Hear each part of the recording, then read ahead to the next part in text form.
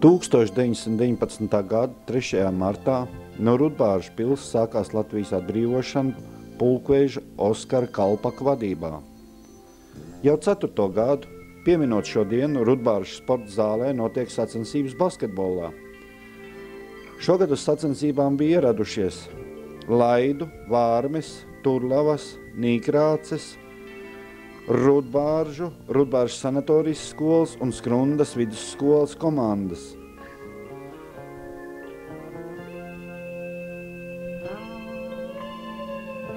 Nelielu uzrunu sacensību dalībniekiem sacīja skolas direktors Dzintars Strauts. Tādu draudzīgu garu sacensībās, lai iztikt bez naida, kā tas dažkārt pusaudžu starpā man novērojies, ka es esmu novērojis gadās, un lai uzvar draudzību.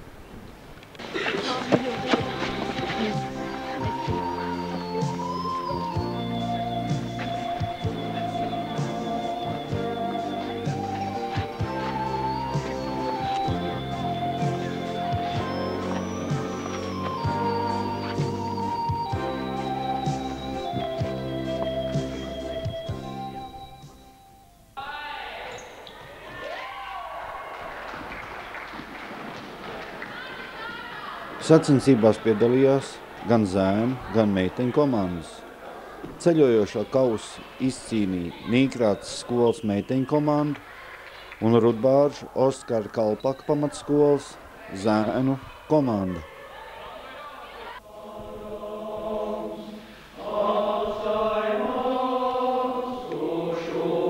Trešajā martā, pieminot brīvības cīņu dalībniekus, Rudbāržu baznīcā notika dievkalpojums. Dievkalpojumu noturēja Rudbāržu draudzes mācītājs Pēteris Kalks, kurš aizlūdz par kritušajiem cīnītājiem.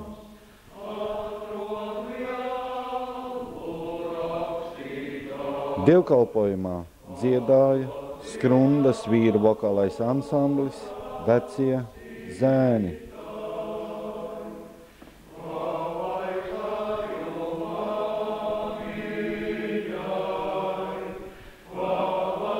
Pēc dievkalpojuma rudbāržnieki aizdedz svecītes pie baznīcas teritorijā esošā pieminekļa.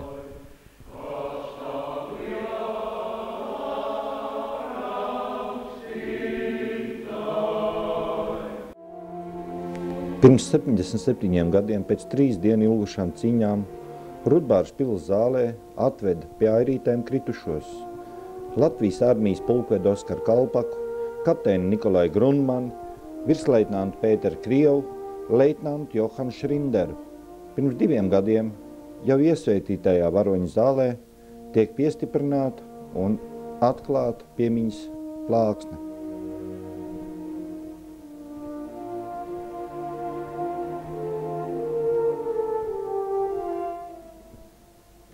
Es gribu aicināt no vismazākā skolnieka līdz visvecākajam sirmgalvim, lai ieejot šajā zālē, mēs neieietu nekad vienaldzīgi, lai mēs ieietu ar tautas lūgšanas vārdiem, lai mēs ieietu ar uzticības vārdiem, un lai mēs ieietu ar apziņu, kas mēs tādi esam. Mēs viena tauta, saime viena, mums zeme viena, liktenis viens. Vai plosās negaiss, smaida laime, sev katram pāri ceļ viņš, ik sevī tautas lūgšanu. Dievs svētī Latviju!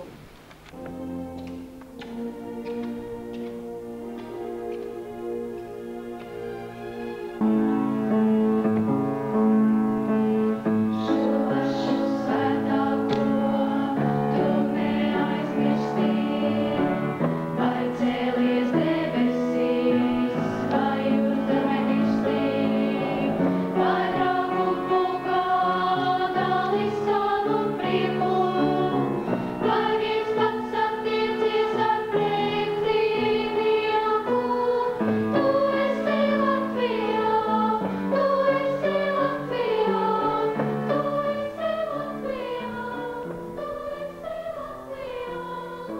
Atceres dienas pasākumu organizēja Latvijas 62.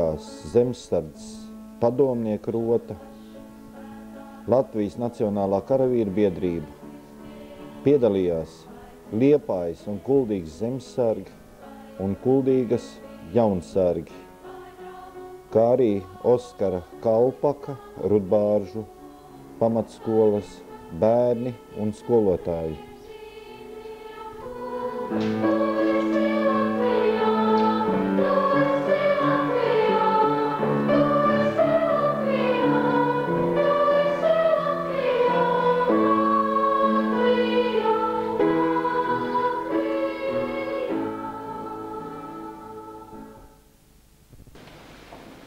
Latviju tautai neviens nenāks palīgā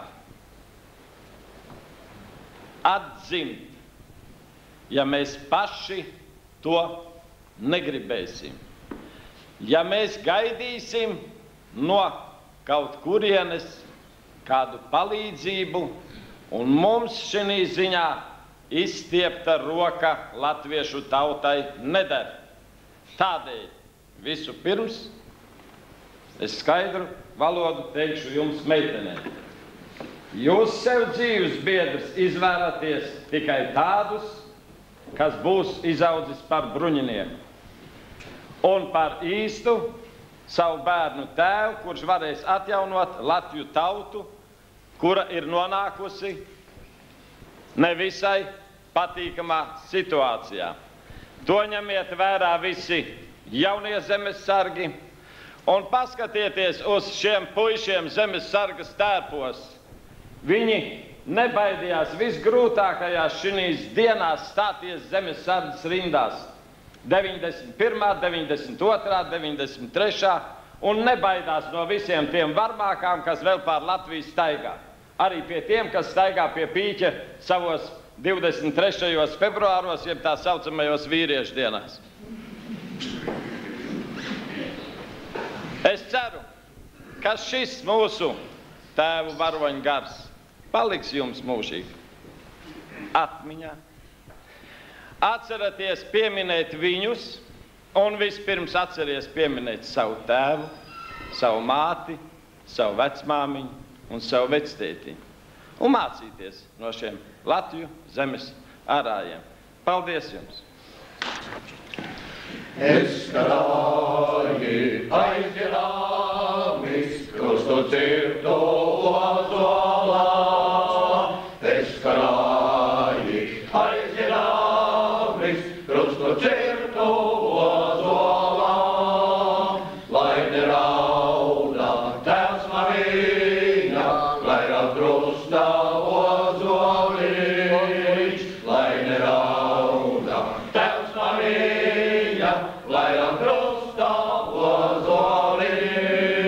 Nevienami es nedošu tevu zemi nicināt. Nevienami es nedošu tevu zemi nicināt. Uzdeviņas gaurīku sargai savu tevu zemi. Uzdeviņas gaurīku sargai savu tevu zemi.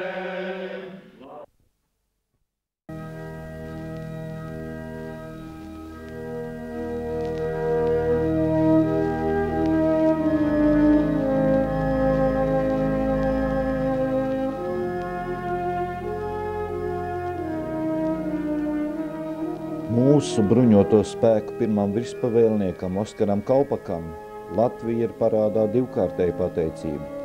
Viņš noorganizēja mūsu pirmās kara spēka vienības un pats tās vadīja Latvijas atbrīvošanas pirmajās kaujās, tā likdams Nacionālās armijas pamatus un veidodams mūsu valsts pirmo sargātāju, pirmo slavu.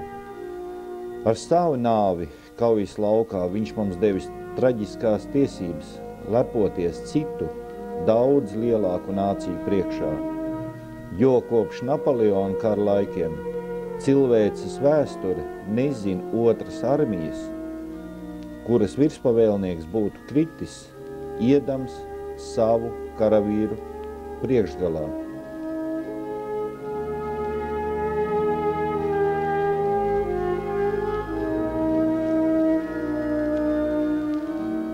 Pulkveža Oskara Kalpaka piemiņas vietā Airītēs latviešu nacionālos varoņus godina Latvijas militārie formējumi.